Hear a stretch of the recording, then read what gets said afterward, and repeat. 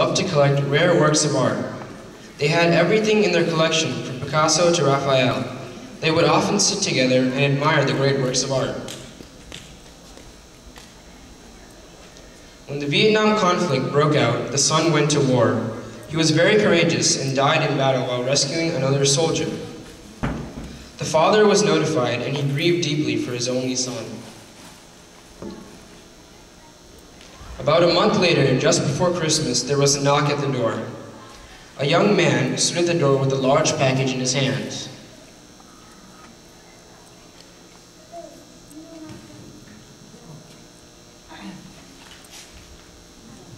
Sir, you do not know me, but I am the soldier of which your son gave his life.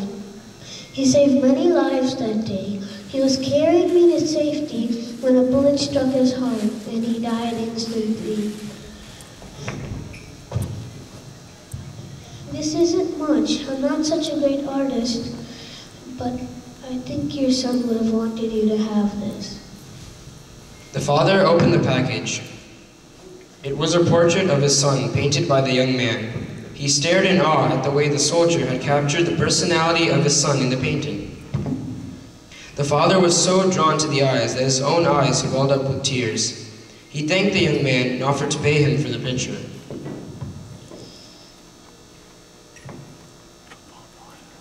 No, sir. I can never repay what your son did for me. It's a gift. The father hung the portrait over his mantle.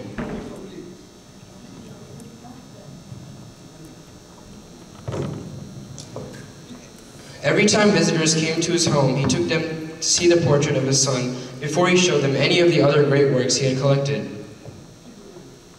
The man died a few months later. There was to be a great auction of his paintings. Many influential people gathered there, excited over seeing the great paintings and having an opportunity to purchase one for their collection. On the platform sat the painting of the son.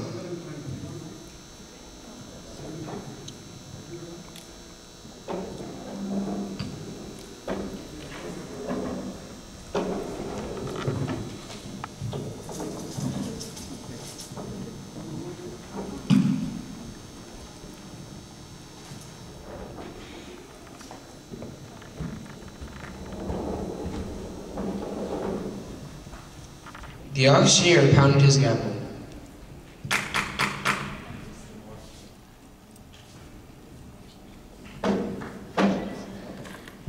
We will now begin the auction for this picture of the sun.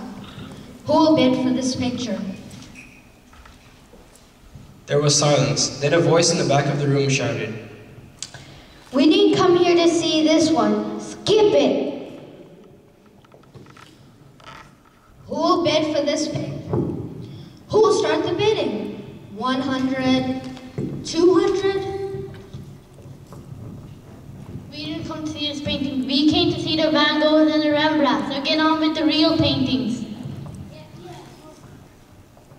Skip this one. Skip this one. The sun, the sun. Who will take the sun?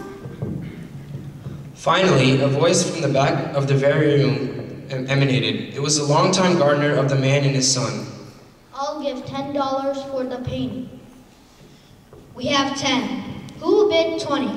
Give it to him for $10. Let's see the masters. We have 10. Won't someone bid 20? The crowd was becoming angry. They didn't want to see the picture of the son. They wanted the more worthy investments for their collections. Going once, going twice, sold for 10. Now let's get on with the real collection. I'm sorry, the auction is over. What about the paintings? I'm sorry. When I was told to conduct this auction, I was told of a secret stipulation in a will. I was not allowed to reveal that stipulation until this time. Only the painting of the sun would be auctioned. Whoever bought the sun would inherit the entire estate, including the paintings. So the man who took the sun gets everything. The sun here represents Jesus Christ. God gave his Son 2,000 years ago to die on the cross.